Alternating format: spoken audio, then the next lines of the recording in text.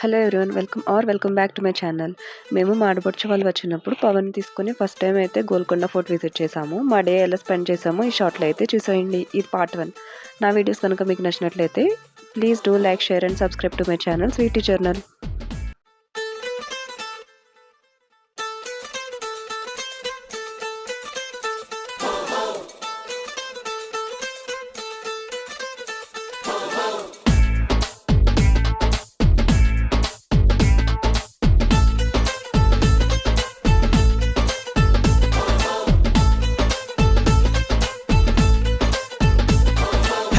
लाल दरवाज काड़ा गोलकोंड कोट काड़ा यमुना तीराल काड़ मोगुतुंदिले बाजा इटली